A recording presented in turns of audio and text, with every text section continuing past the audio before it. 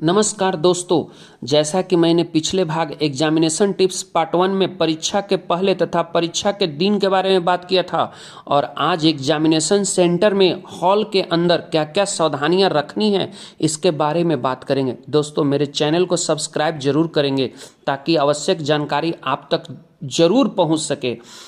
दोस्तों, निस्संदेह परीक्षा भवन में 2 घंटे के लिए हर परीक्षार्थी की अपनी रणनीति होती है, लेकिन अनुभव की कमी एवं बार बार गलती दोहराने की प्रवृत्ति के चलते अधिकांश परीक्षार्थी अच्छी तैयारी के बावजूद परीक्षा में उपेक्षित प्रदर्शन नहीं कर पाते हैं। कुछ सर्वमान्य बातें जिनको अमल में लाने पर आपके रण कौशल में इजाफा होने की पूरी संभावना है। एग्जाम शुरू होने से पहले बेकार की बातों से बचें।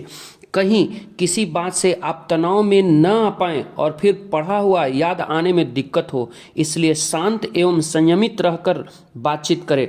एग्जामिनेशन हॉल में बिना किसी डर के पूरी एनर्जी एंड पॉजिटिव थिंकिंग के साथ प्रवेश करें तथा राइट टाइम पहुँचे। एग्जामिनेशन हॉल में पहुंचकर लंबी गहरी सांसें लें और छोड़ें। घबराहट में अक्सर लोग ठीक से सांस नहीं लेते हैं। गहरी सांस लेते हुए अपनी पीठ एकदम सीधी कर ले।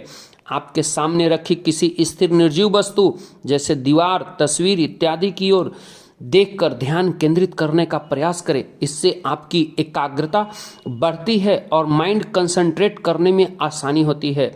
अपने आप से पॉजिटिव टॉक करें, जैसे मैं इस एग्जाम को पास करने वाला हूँ, मैं बेहतर कर रहा हूँ, I am doing great, I am the best, all is well, etc। 1-2 minute तक इन बातों को दोहराते रहें और फिर सामान्य रूप से सांस लें। शांति अनुभव करेंगे। परीक्षा देते समय अपनी सीट को जांचें, आराम से बैठे। आपको परीक्षा हॉल में जिस सीट पर बैठना है उसे जांच ले। कहीं कुर्सी या टेबल में कील इत्यादि निकली तो नहीं है, कुर्सी टेबल हिलती तो नहीं है। अगर ऐसा हो तो परीक्षक से निवेदन करके सीट बदलवा ले ताकि बीच समय आपकी एकाग्रता भंग न हो। उत्तर पुस्तिका मिलने के बाद उस पर दिए गए निर्देशों को अच्छी तरह पढ़ें। जो भी पूर्तियां करनी है उनकी पूर्ति धीरे धीरे एवं साफ अक्षरों में तथा कैपिटल लेटर के प्रयोग से करें। कोई भी आवश्यक कॉलम खाली न छोड़े। यदि कोई डाउट हो तो एग्जामिनर से जानकारी करके तुरंत भर ले।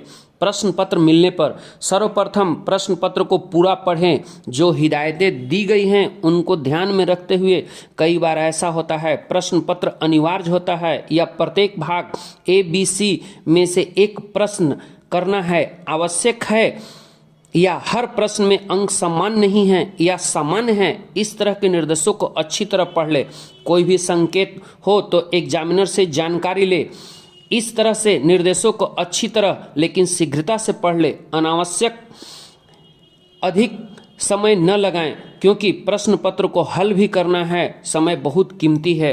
आसान प्रश्न से शुरू करें। सबसे पहले उस प्रश्न का उत्तर देना शुरू करें जो आपको सरलतम लगे। इससे आपका सेल्फ कॉन्फिडेंस बढ़ेगा। यदि प्रश्न पत्र ऑब्जेक्टिव टाइप का है तो ध्यान रखें किसी प्रश्न में फंस न जाएं। कई बार सरलता से हल होने वाले प्रश्न को हल करने में बहुत अधिक समय लगता है। समय सीमा का ध्यान रखकर ही प्रश्न को हल करें। समय सीमा का विशेष रूप से ध्यान रखें। किसी भी प्रश्न में आवश्यकता से अधिक समय न लगाएं। इससे आपको अन्य प्रश्नों को हल करने हेतु कम समय बचेगा। प्रश्न के अंत में कुछ जगह छोड़कर फिर दूसरा प्रश्न पत्र हल करना शुरू करें। कई बार पहले प्रश्न के संबंध में कोई महत्वपूर्ण बिंदु बाद में ध्यान आता है तो आप पेंसिल से स्टार मार्क करके उसे वहां लिख सके इतनी जगह छोड़ दें। स्पष्ट एवं स्वच्छ लिखें।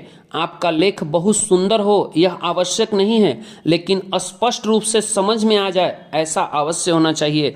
जल्दी जल्दी में ऐसा न लिखें कि समझ में ही ना आ सके।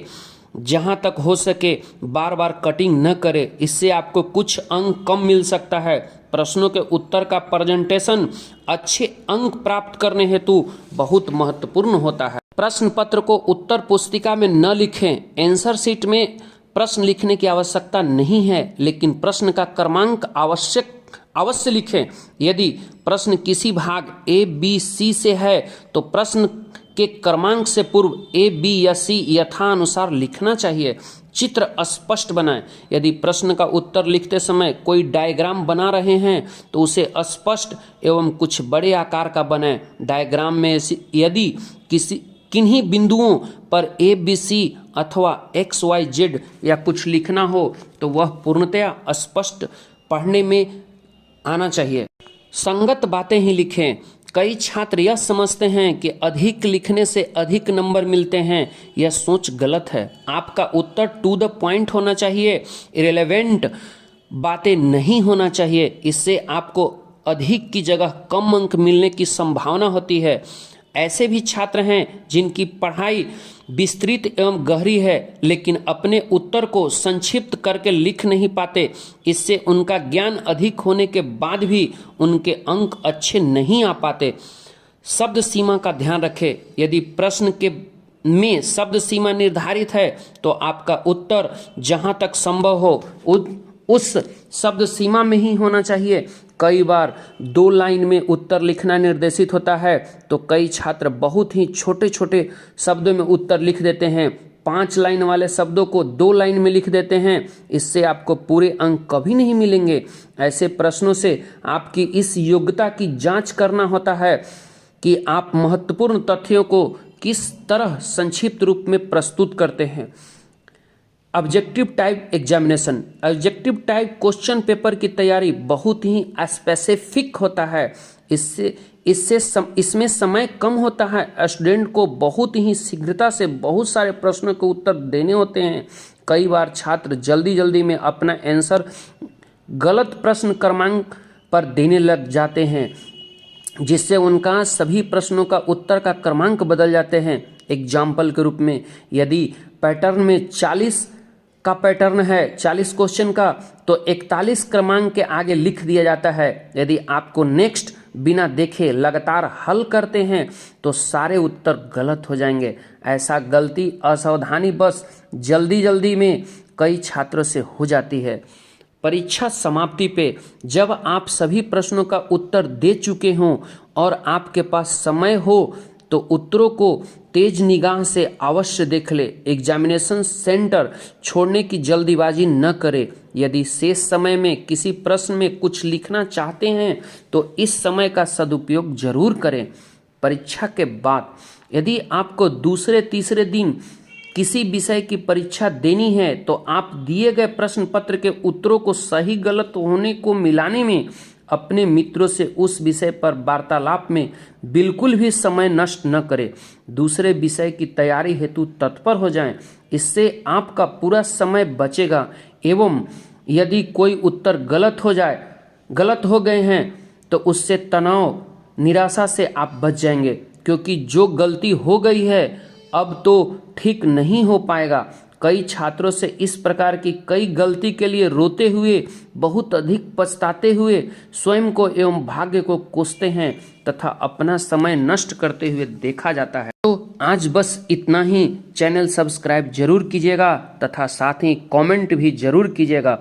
आपका दोस्त आपका साथी कुंदन कुमार, रेलवे गार्ड, हावड़ा।